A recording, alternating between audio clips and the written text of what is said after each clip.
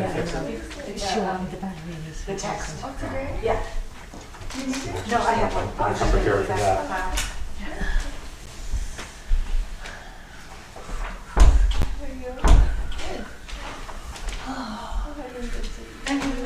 Okay. I don't think the buzz is there. No? So I think we have to buzz. It's not buzzing? I don't think it's, no, listen.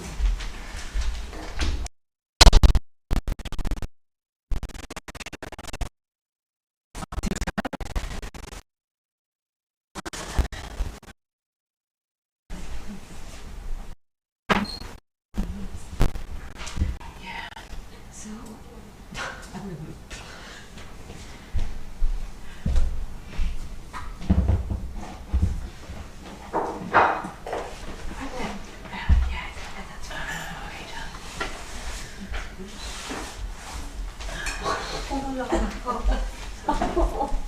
round 3. That wasn't about round 3 swimming, that was about the microphone situation. We thought we'd solved it by moving this away from that. Yeah. But then we've got that. We still have the request to clip on. So the clip-on did not help. No, Oh, goody. no, we want to try the clip on again because we want to make sure it's not that.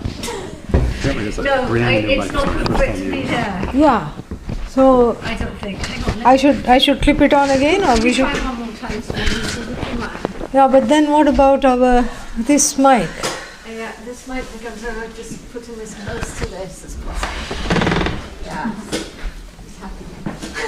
Maybe turn it around a little bit. No, this way, towards this one. Yeah, like that. Maybe that will help. We don't know, we can only hope. And clip on or no clip on? Clip on? No clip on. Clip on? Clip on. Just to try it. Keep the wires away from the other electrical. Okay.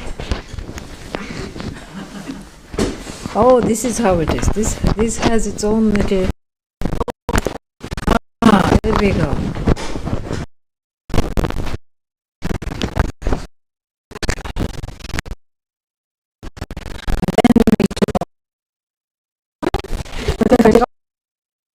That'll be a problem. No. Yeah, that's very. What's that? Ah, very enlightening. Wonderful. And yeah, lovely presentation, and she makes them very well. They are extremely tasty. Wonderful. Okay. Yes. Yukiko is here. Some people have never left. James is up all 24 hours. Yes.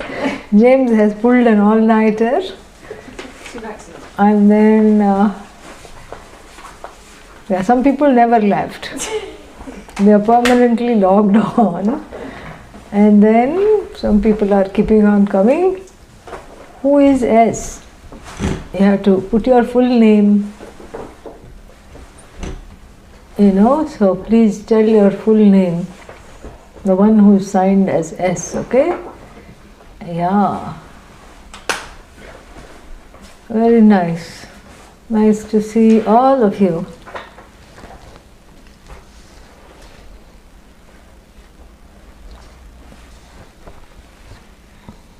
Yes. Namaste from Mumbai, where it is 5:30 a.m. I appreciate all your dedication. Those who are joining from so many places and so many countries, and I appreciate all your dedications to show up regularly here, so that everybody can benefit. Only 28 more days to go. That's all. Please keep it up. But we have a good start, an auspicious start, so that's very nice, right? Yeah. Shall we begin? This is kind of heavy, and I'm going to hang it somewhere No? I don't know Swamiji. If they say it buzzes, well, Is it buzzing? we can Yeah. ask them. Is the live stream buzzing? I'll take that tie off and remove all of this weight from you. Leela, can you tell us if the live stream is buzzing? Probably not hear me. I'm hungry. I can always do the playback. Okay. Now. Thank you, Ramagiri. Yes, that's much, much better. I have to be warned when I get up because, I just feel like I can go and earlier I knocked off so many things that were here. Not fun.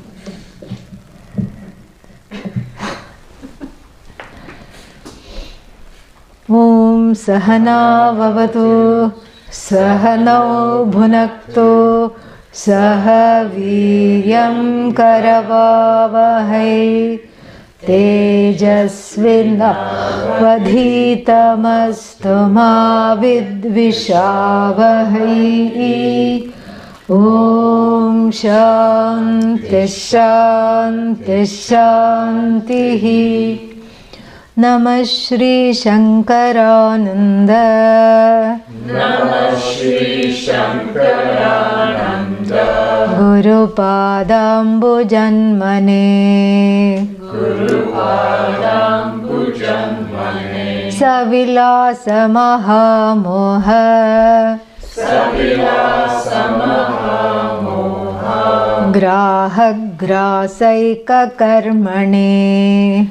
Grahagrasaika Karmane. Since you are chanting so nicely, we'll take one more step, a little leap into the grammar. And if you look, there is really no place to stop, is there? Even though we are saying Namah Shri Shankarananda, tea break, Guru Padambu Janmane, Savilasa Mahamoha, lunch break, Grahagrasaika Karmane, because we are learning, and so that's okay. Panini is not twisting, and but when there is a sandhi means the coming together of vowels and consonants, and it's like you cannot come in between that. Just like you cannot come between the mother and a baby. You cannot come in between a married couple. And here the words, the consonants and the vowels are married to one another. You cannot come in between. So we'll try chanting as it is supposed to be chanted. Okay? We'll take it slow. Namah Shri Shankarananda Guru Padambu Janmane. Namah Shri Shankarananda Guru Padambu Janmane. No little break. I know that's how we learnt. Yeah. Let me chant, you just listen. Namah Shri Shankarananda Guru Padambu Janmane. Namah Shri Shankarananda Guru Padambu Janmane. Savilasa Mahamoha Grahagrasaika Karmane. Savilasa Mahamoha Grahagrasaika Karmane. When a short vowel is followed by a conjunct consonant, the chanting rule, there is dvitvam. Dvitvam means there is a doubling of that particular consonant. Grahagras of that vowel. Grahagrasaika Karmane. Grahagrasaika Karmane. Savilasa Mahamoha Grahagrasaika Karmane. Savilasa Mahamoha Grahagrasaika Karmane. Do you see two dvitvams there? Yeah. And if we miss that, then the meter is missed. Meter goes by. Yes. And so, since we had so much fun, the whole thing together again. Namah Shri Shankarananda Guru Padambu Janmane Savilasa Mahamoha Graha Saika Karmane. Yeah, this is, what a beginning, correct? What a wonderful beginning to the Panchadashi, and a eulogy of the Guru, a praise verse in favor of the Guru. And what kind of a praise verse is this? It's a praise verse which also shows the methodology of the teaching. That's why it's so successful. The prayer is successful because, there are many kinds of prayers. Oh Guru, without you nothing happens. Thank you for giving me the knowledge, one prayer. Oh Guru, Pahimam, Trahimam, help me, save me. Those are all just, what's the word for it? Fervent and simple prayers. And this prayer is effective because it contains within it the problem, the solution, and the way in which the solution proceeds. So what is the problem? Moha graha. The problem is given right there. An alligator, graha is translated differently. Alligator, shark, doesn't matter. Don't get caught up in the translation. Something with a lot of teeth. That's all you think of. You just think of all teeth, sharp ones. And shark is good because it has 3 rows of teeth, each one sharper than the other. 3 rows. Yeah. Meaning in the bottom, bottom jaw and the top jaw, each jaw have 3 rows of teeth. And if one falls, 2 grow in place of that. Yeah. And so this is the, so like that. So something with a lot of teeth, and it's called graha, because it comes from grah, to grasp. What kind of a grasp? The grasp that never lets go. That kind of a grasp. And what kind of a graha is this? It is moha graha. It is a graha, it is a grasp, it is a catching of the teeth of what? Delusion, samsara. Then you ask, what kind of a samsara, what kind of a moha, what kind of a delusion? Mahamoha or Mahagraha or Mahagraha of Mahamoha. The grand grasp of the grand delusion. And what is this grasp? Where the reality, which is namely I, is made into the unreality. That I, which is free of all problems here, is not understood. The I is taken for something that it is not. And that not I reigns supreme. And then this is what is called graha, Mahagraha of Mahamoha, and this is what is to be remedied. This is the problem. The problem is that I am caught by the alligator of delusion about my own nature, about the Jagat, about Ishvara. These are the 3 sources of delusion.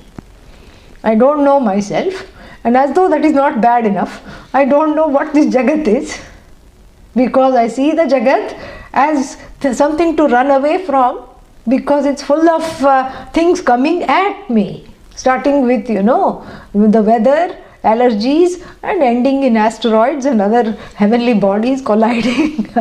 And even if they don't collide, they have an effect on my horoscope. The Saturn is always in the wrong place, and the Rahu, Ketu, of course, no shame they have. They keep being inimical. And so starting with a small blade of grass to which I am allergic, right up to the heavenly bodies, everything is inimical to me. So not only am I deluded about myself, I feel small. As a result, what happens? Everything in the Jagat, meaning everything that I confront. Jagat is what I objectify, what I confront becomes bigger than this I that I think I am, and so that is the alligator jaws, I am in its jaws. And then I turn to Bhagavan, because where else to go? I can't stand myself, I can't stand the Jagat. And then with that same mind, I turn to Bhagavan, what will happen? I can't stand Bhagavan either. Who are you? I think you don't like me, you must be liking the other person, because I do all the hard work, the neighbor gets the promotion, and what is wrong with you? And so therefore, my own subjective projection on my own nature, on the nature of the world that I confront, the universe, and on the nature of Bhagavan, that casts a pall, and that delusion affects me and makes me into a smoke of fear and a puddle of tears. This is what is, Maha Moha. This is the problem. I am caught, And so, what to do now? Ishvara is not working, Jagat is not working. Of course, I am out of commission. What to do now? When all else fails, find a guru. This is what, Nirvedamayat brahmanah nasti akritah kritena tadvijnanartham sagurumeva abhigachet samitpanihi shrotriyam brahmanishtam. When all else fails, the Mundaka Upanishad advises, look for a teacher. Yes, look high and low for a teacher. And why? Because, you are beyond help, yes. So in one sense, you have the dubious distinction of being transcendental. You have transcended all help possible. Why? Because you are not accepting the help. And one is suspicious of everything, one is fearful, one is tearful. And so therefore, and one, not that one hasn't tried on one's own to shake off this shark of grand delusion, but the more you shake it off, these toothy things have this habit, the more you shake them off, they grab harder. That's what it is. And in all shark attacks, these surfers go, and these surfers, go on the Pacific Ocean, everywhere from here to, California, from Seattle to California they are going, and then the sharks are waiting, lunch is coming, that's what they are thinking. And so suppose suddenly they catch hold of the surfer, there are a whole list of do's and don'ts when you're caught by a shark. Because if you struggle, this is not an animal that is thinking, it's a programmed animal. So the fear instincts kick in and it grabs harder. And that's why it is very, aptly compared to samsara and delusion, because the more I struggle, the more I am caught in its net. So I have tried everything, and now, like a kitten playing with a ball of yarn, slightly bigger than itself. It starts off cute and it says bat bat, oh that's nice, bat bat bat. And then after that what? You can't tell where the kitten is and where the ball of yarn is. It has become embroiled, it has attained oneness with the ball of yarn, correct? Yeah, that is how it is with samsara. In the beginning it looks innocuous. Come on, play with me, what will happen? Just a few things, little bit of few things here. Look how innocent I am. And then what? And then one is entangled helplessly and hopelessly. And the more you struggle, the more one is caught. And therefore what happens? Therefore, it is not getting audio. Yeah, you have to, from now on, you have to log out and log back.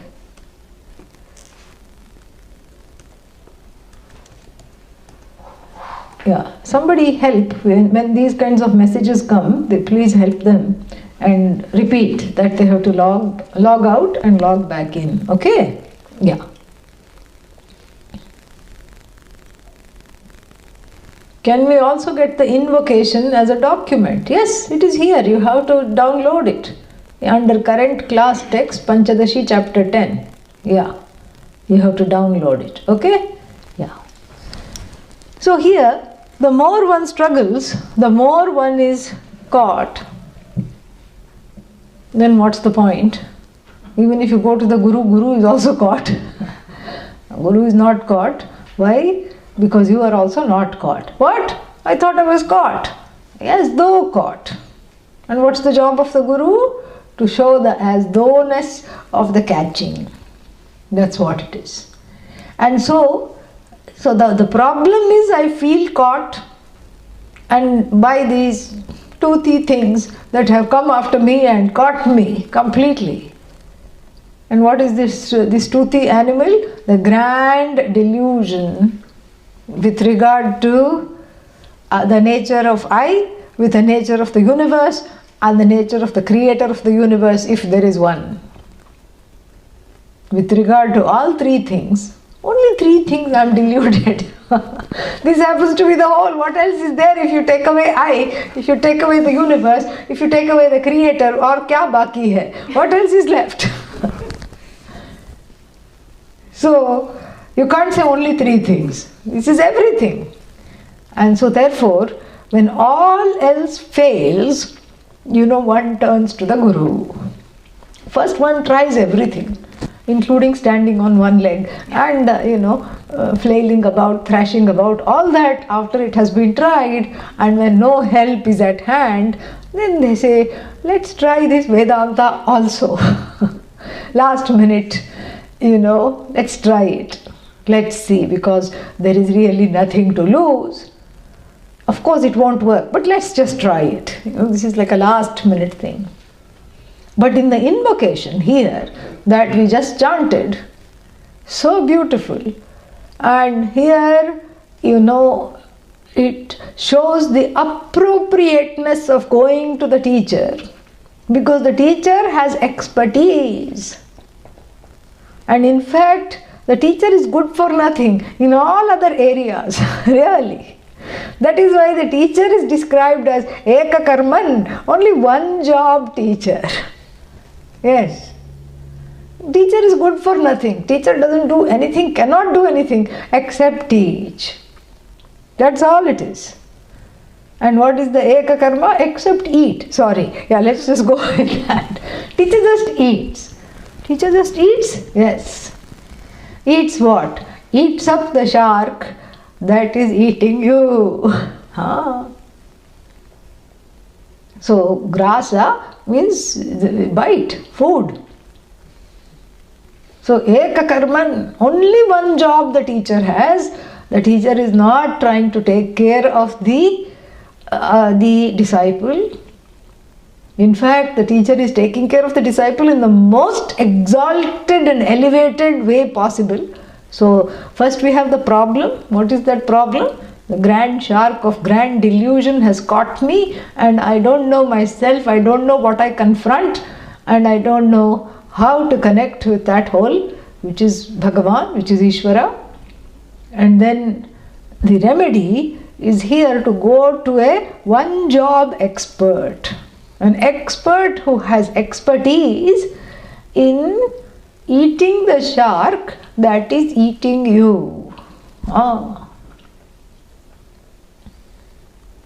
And what is that, That must be a very powerful person, because here is a big shark that has caught hold of me, and if the Guru is eating up the shark, must be a very, powerful person.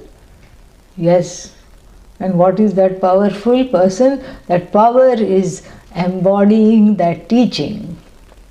And the teaching is the eating of the shark. The transmitting of the teaching is allowing the shark to open its jaws wider and to spit you out of these tentacles of samsara. One is free. Why? Because the Guru has swallowed the moha, swallowed the graha.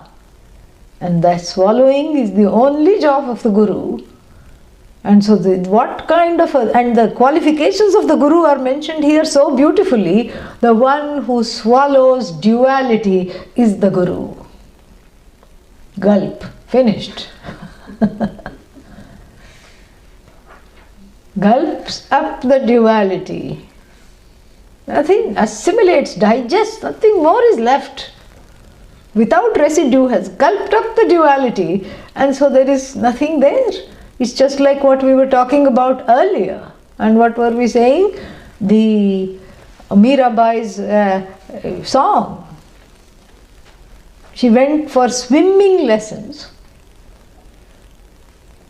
And what happened there? The whole water was evaporated. Whole water was gone. The water of suffering, all the tears in which I was drowning, was completely, eka poshanam, means it was like a little tirtha, one sip that you take in the temple. This whole water, this of samsara, lurking waters with seaweed of confusion and what else is there? Riptides of fears and whirlpools of disaster. And who are you? Sam. What kind of Sam? Float Sam, Jet Sam. That's what it is. And here you are, thinking I'm Float Sam and Jet Sam, I'm a little piece of driftwood, life after life I'm drifting and I'm neither drowning, neither sinking, nor being, nor being afloat. What kind of a life is this? And then the whole water is gone. Oh, suddenly I have nothing to do. Is that a good thing? I don't know. But it's nice. It's such a relief. No more struggle. Very beautiful.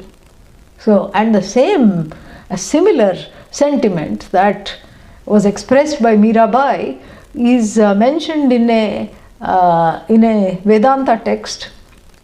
Is also the opening prayer of another Vedanta text. These opening prayers, if we do, we can write a nice book about just the opening prayers and convey the teaching through the opening prayers themselves. Fantastic, really. Just amazing. So another Vedanta text, probably contemporaneous to Mirabai's bhajans, Mirabai's time, a medieval Vedanta text, expresses the same sentiment by eulogizing the Guru in the first verse similarly. Kataksha kirana chantanaman mohabdhaye namaha. Namaha unto who? Unto the one who ajanta. Ajanta means who has sipped, as though one sips a little tirtha in the temple. A little offering that holy water is given, sprinkled on the palm, and you just sip it in the temple. So with that effortless ease, the one that has, sipped through what? Sipped through the eyes. Oh, I thought you sipped through the lips. This fellow, this Guru, is sipped through the eyes. Sipped means dried out through the eyes. Which kind of eyes? Kataksha, the corner of the eyes. Peripheral vision. Through the peripheral vision, the Guru saw the Shishya, and immediately the power of the teaching is such that it dehydrated the samsara completely. Kataksha kirana, through the beams of awareness, the beams of knowledge emanating from the Guru's eyes, have the power of sipping up the samsara completely. For whom? Namat. For the people who are surrendered, for the students who are receptive to this. And what is this? What was sipped? Not just a few drops of water. Moha abdhi, same moha. Abdhi means, what is that? Sea, ocean. A disastrous ocean of samsara, sipped and dried out by the grace of the teachings in a trice, not after a long time. So this is how the teaching operates, in a trice.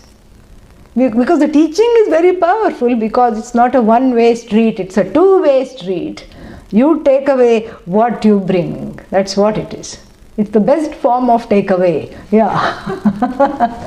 All these restaurant takeaways are not anything compared to this. You take away what you bring. The Shraddha that you bring to the situation is rewarded immediately. So it's a wonderful connection between the grace that is there and between the Shraddha, the grace that is the Guru, that which the Guru embodies in the form of knowledge, and that knowledge is there for everyone. I have to be hungry, I have to be in a place to eat, I have to ask for the knowledge. All this is there in the first verse here. So I bring into the situation. You can't, discount yourself like the 10th man. If you discount yourself, then you're not in that flow of that grace. And to be in the flow of that grace necessitates a receptivity and necessitates counting oneself in as the partaker of that grace and asking for that. So tapping into the grace through the force of my own karma, through the force of my own Shraddha, through the force of my presence and being, what happens? Then the shark gets eaten up, because the Guru's job is to eat and burp up all these sharks of delusion. Yes. This huge shark is converted into a burp. Finished. That's all it is. And so the problem is given, the solution is given, and how the solution operates is also given. And here how the solution operates is that my surrender, and even in Advaita Makaranda with a similar, similar prayer. Naman means present continuous. Shatra means present continuous particle there. Bowing, surrendering, meaning it's not a one-time action. For those who are in a place of constant surrender, and not surrender to a person or the personality or the personage of the Guru. What you are surrendering to is that knowledge which the Guru embodies. You see the Guru as an altar of surrender for all the things that one wants to have in terms of being freed of samsara. And what happens? Something works about this surrender. And then here, just like in the Advaita Makaranda, so Namaha, Shri Shankarananda, and where is this Namana, where is this Namaha directed? It is directed to the Pada, which is Ambujanma.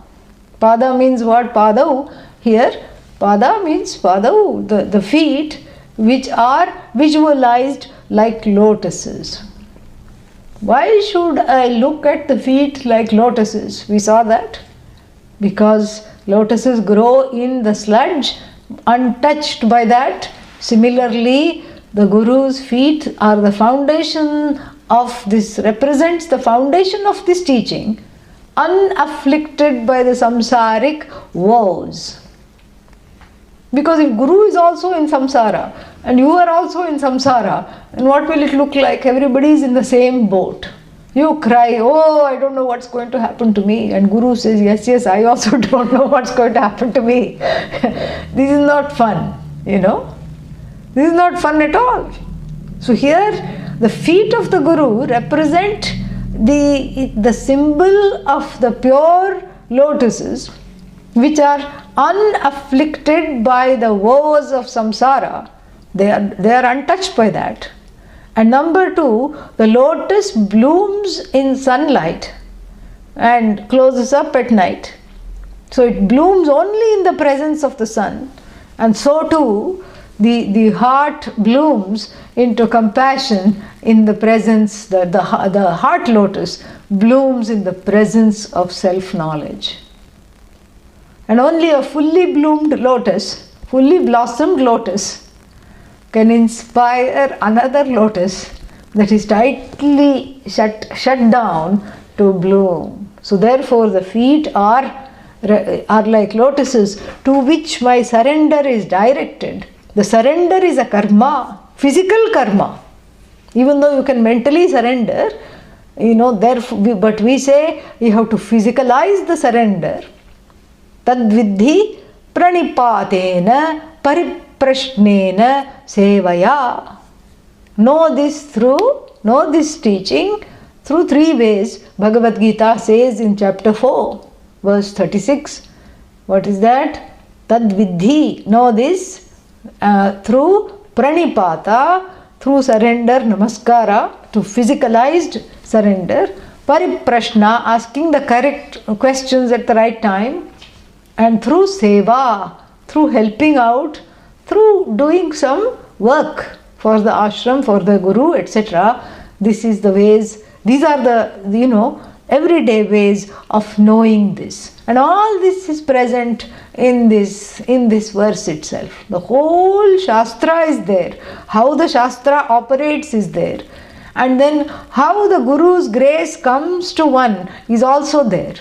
The grace is not something that is, sprinkled, like dispensed, like you have that, what is that called? Like lotion dispenser, you press something and little bits comes out. That's not how the grace operates. And neither is it directed to a chosen few. It just is. And the surrender, what does the surrender do? The namaskara and the reverence is a prayer, correct? And in the prayer, what happens? It's a karma. It's either manasam karma or it is physicalized karma, kayikam karma. And because of this, what happens? It has a karma phala. And so when I do namaskara to the Guru, the prayer can be a range of so many things. Help me, pahimam, trahimam, help me, save me from this afflicted life, from all these sharks that are out to get me. And further along the prayer is what? Let me be more like you, less like me. So many, various prayers can be there. All those prayers, even though they are directed at the Guru, they are directed at the concept of the Guru, at the person that is the Guru, at the Purusha, not at the personality, not at the individual, but at what that individual represents. So since the individual is a stand-in for Bhagavan that he or she teaches about, then the prayer, has an effect, because the prayer goes to Bhagavan and the knowledge takes place. So the Eka Karmane unto this, and of course it's a very successful prayer. How? Because the book was completed. Very successful prayer. And the book was completed, and so even though we are studying the 10th chapter, it is pertinent to start off with this prayer. It's pertinent to start off with the prayer. Now, coming to the text itself, before we start off with the 10th chapter, coming to the text called Panchadashi, I alluded to this earlier, it is what is called Prakarana Grantha. Grantha, a text, a manuscript. What does it do? It reiterates the tenets of Vedanta in its own way, whatever it has culled from the Upanishad. What the Guru's role, what is the Shishya's role, why do the need of the Guru, what is samsara, and how is this some mithya samsara which is having such an effect on me, how does this removal take place, how does this knowledge take place. All that is written either in prose or in verse. One example of prose Prakarana Grantha, what is that? Tattvabodha, that we have all studied. Atma Kaha, all these things, question answer, it's in prose, and some like this one are in poetry form, verse. And then, the Prakarana Granthas are very important, because if one may say, why should we study the Prakarana Grantha? We just have studied the Upanishad, it's enough. Why should I study Panchadashi? Because it elaborates all the steps of the Upanishads, which every Upanishad may not have and which may have missed. It elaborates and it justifies and ratifies the vision of the Upanishad by comparing it to other Purva Pakshas. Purva Pakshas means objectors. Panchadashi does this very well through a kind of a question-answer mode, and it kills all the other wrong arguments, immediately, and then reveals the truth. And I am telling you, because of the Prakarana Granthas, this tradition has survived. Because if it was just for the Upanishad, we won't know how to understand it.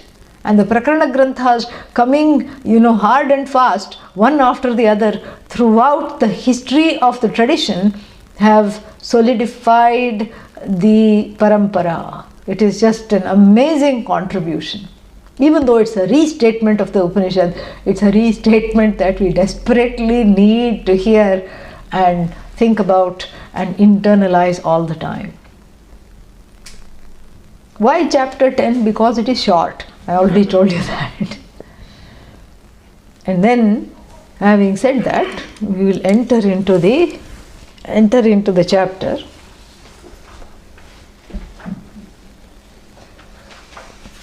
Oh, the recording is paused. Okay.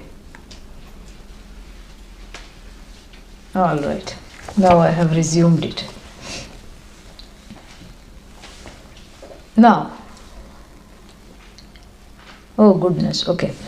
Paramatma Dvayananda Purnah Purvam Swamayaya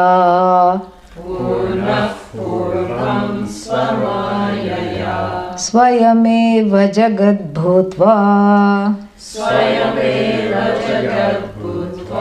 Pravishajjiva Rupataha. A frightening first verse from the standpoint of the poor Vedanta teacher. Yeah, very scary. Because see, if you've studied all the 9 chapters, you can kind of wade into this no problem. But we are not studying chapters 1 to 9. We are just doing Pravesha into chapter 10. And then it's a bombshell. Yeah, you have to duck. The Vedanta teacher has to duck. Because everything that has to be unfolded is presented right here, right now, with the urgency in the first verse itself, finished off right now, without any antecedents, without any background. Paramatma. And then, what? Maya, Jagat, and cosmology, everything is there. What is left out? Nothing. In fact, we can forget the rest of the verses. We can just talk about this verse. No problem. But that's not has been our commitment. What is our commitment? To complete this verse. This chapter. So, what shall we do? We'll just skip this verse. Because whenever things are difficult, when the going gets tough, the tough should get going. Yeah. And we should start with the 5th verse. Very lovely verse. Can't go wrong. Avichara krito bandha vicharena nivartate tasmad jiva paratmano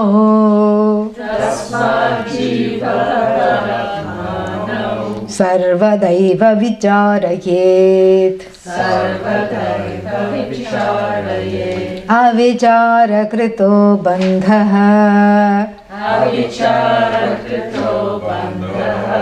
vicharena nivartate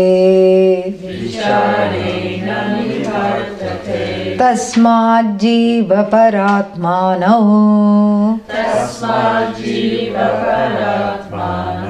sarvadaiva vicharayet. Yeah, this is more our bread and butter and cup of tea. We can relax and go from here. Yeah. So we have a Sanskrit word which is called bandha. And in fact, I think it is the root verb from which the word bondage, binding, And in fact, bandhana has been converted into bandana. All these words have come. Yeah, bandana. I was thinking, what is this bandana? Something that you tie on the head. Bandana, bandana. I said, oh, bandhana. That's what it is. Yeah. Bandhana, band-aid, bandage, bondage. Yeah. Bonda. No. All this has, except for bonda, okay? Yeah. All the other words have come from bandh, to tie up. Yeah. So, this is a very important word, because without it there is no need for Vedanta. We are all out of a job. Correct? Because if there is no bandha, then we can't appoint ourselves as the removers of bandha. Correct?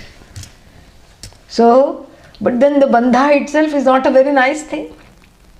Bandha is very much there, and so this word bandha we have to take seriously, because it is the starting point of Vedanta. It is the reason why people come to Vedanta, because there is bandha, which is the opposite of moksha. Moksha, bandha are diametrically opposed. To remove bandha, when I remove bandha, I have moksha. And what is this bandha? Bandha means it's an interruption. It's a stopping. To what? To everything I want. And this bandha is very much, it has staying power, it has an abiding presence in my life. The bandha has a abiding presence in my life. How? Because I experience it everywhere. Weight-wise, bandha. Correct? For the person who wants to gain weight and cannot, bandha. One wants to do the opposite, bandha. Height-wise, bandha. I wish I was taller. And then what? Wear high heels, that's all. Bandha. And wearing high heels is a problem. I'm not talking of medical problems. It's a problem because when the other person knows that you are wearing high heels, they will deduct 2 more inches from your height. That's what they do. They overestimate the high heels. Better not wear them. So wearing high heels, all these bandha. There is a self-consciousness. I'm always self-conscious. Bandha. Self-conscious with regard to my appearance. Self-conscious with regard to my abilities. Self-conscious with regard to feeling like I'm always fallible and making mistakes. Self-conscious with regard to guilt. Self-conscious that somebody will hurt me with regard to hurt. Self-conscious of my own omissions and commissions. Self-conscious even more of other people's omissions and commissions directed at me, towards me. So I have become a veritable ninja, a mutant ninja of offenses and defenses, various shastras and astras I deploy, trying to keep the Jagat and all the people at bay because it is just too much. Bandha. This is bandha. What about financially? Bandha. Yeah. You can make the richest person impoverished in 1 second. How? Ask them for a donation. Yeah. And what will the person say? I really don't have. I don't have. And here's the richest man on earth who says, I don't have. Sorry. You can make them feel like a beggar. Financially, bandha. And and sometimes, and one person said, I'm having a very hard time with money and very difficult. And I was confused because the person had a huge house and seemed to be living quite well. So what does it mean you don't have money? Well, it's all tied up, bandha, in stocks and what? Bonds, bandha.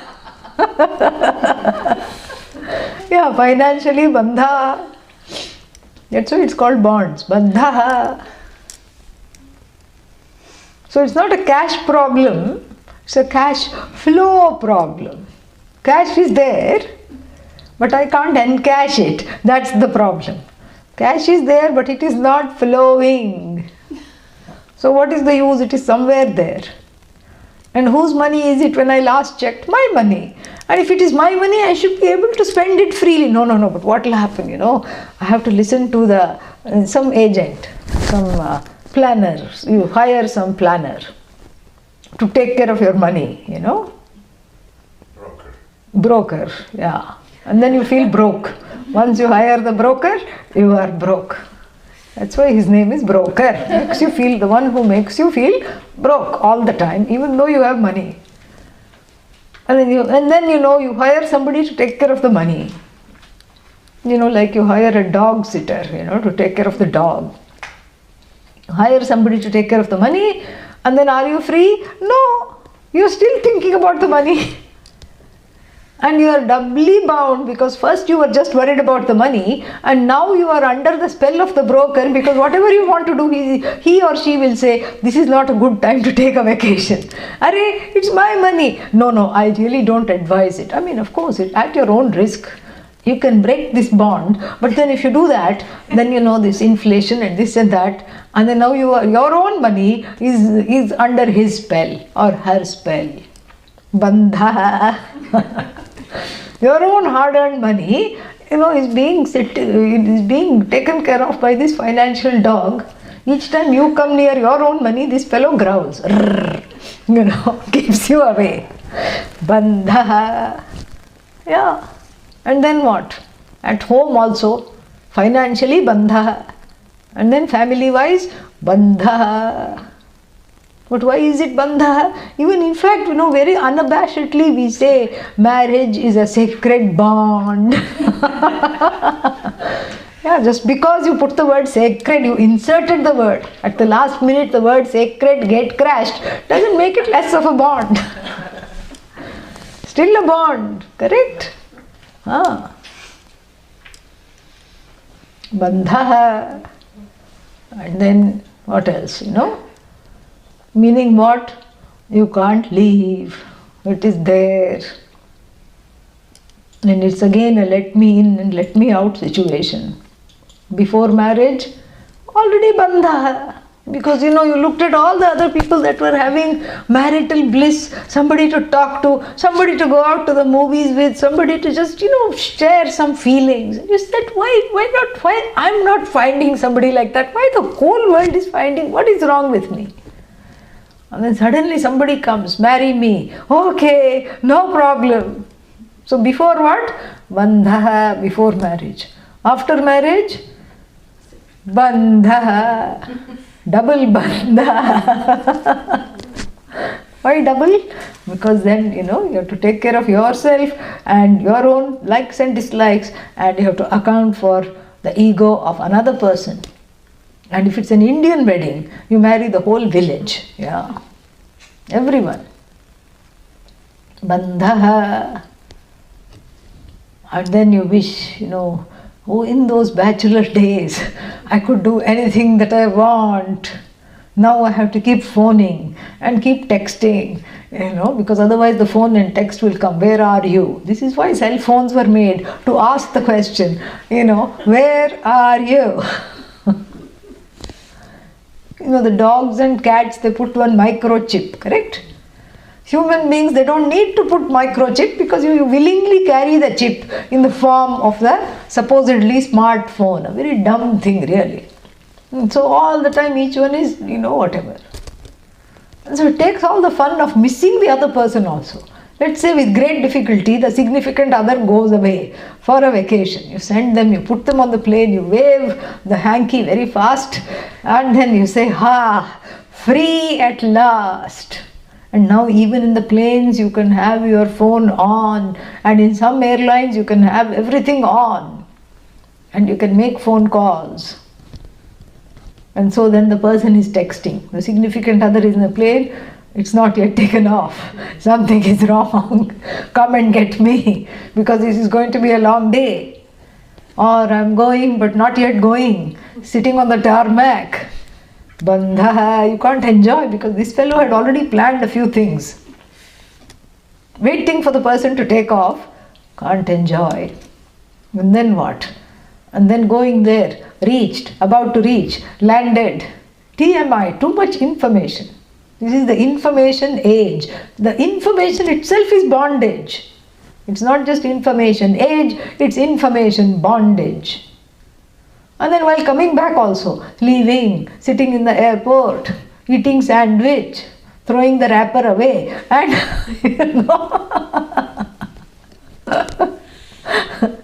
or eating the wrapper along with the sandwich, whatever it is. And then what? Climbing on the plane, sitting here, 10 minutes late. No, only 2 minutes late. Yes, they were able to make up the 9 minutes. Okay, only 1 minute late. And then what?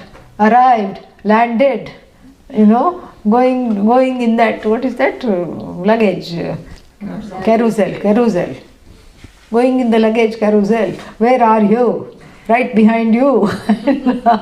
Bandha, did you miss me? Well, what the significant other really wants to say is, you did not give me a chance. There was no chance to miss. Where is the chance to miss? Where is the chance to miss? You can miss this, that's all. And, where is the chance? You can't miss. And therefore what? You just have to tell one lie. Yes, I missed you. I really missed you, honey. And then what? Is it over then? No. How much did you miss? Bandha. As if you can quantify the missing. Bandha. Then you have to tell one more story. Bandha. That's how it is, And this is, illustrated through one, story that people, say frequently in India. That there were people standing at the gate of heaven, pearly gate, so to speak, and Indra was wanting to do something different about deciding who will come. So Indra said to his minions, go get somebody with creativity, initiative and drive and ambition. That is the kind of person today I want in heaven. So the minion went out and surveyed. There was a group of people on this side and one lonely fellow standing on the other side. And the minion thought, oh, this is the person, because other people are sheep flock mentality, group think and mediocre thinking. This one is standing all by himself. And then so brought him into heaven with all fanfare, all these, Nadaswaram and all this thing, everything happening, was welcomed into heaven with all the fanfare, confetti, flowers, everything. And Indra was very pleased. I was told that other people were huddling together for, security, warmth, comfort, and here you were braving the elements just by yourself, and that's why you have been chosen. How come you got the courage to just in a strange place stand out and be by yourself?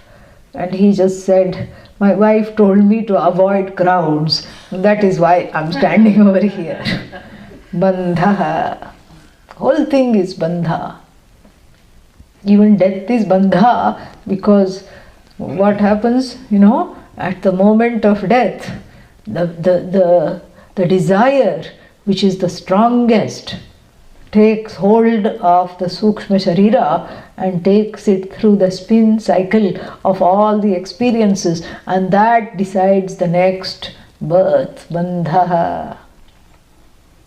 So whole life is bandha, death is bandha, birth is bandha, death is bandha, birth is bandha, all the 6 vikaras in between are bandha, everything is bandha. Ayyo, where to go? Nowhere to go if this bandha is real. And that is what this 5th verse, that's why we retreated to the safety of the 5th verse. The 5th verse says, it is not real. Oh, it is unreal, then why are we talking about this? How come I'm feeling it? You cannot deny my feelings. I feel bound. Yes, you feel it. But it is not real. It is a creation. Kritaha. Avichara kritaha. It is a creation of what? Avichara. Avichara is non-enquiry. Avichara krito bandha. So this bandha that we have been talking about at length is indeed a creation of ignorance. Avichara here is ignorance, not knowing, no enquiry.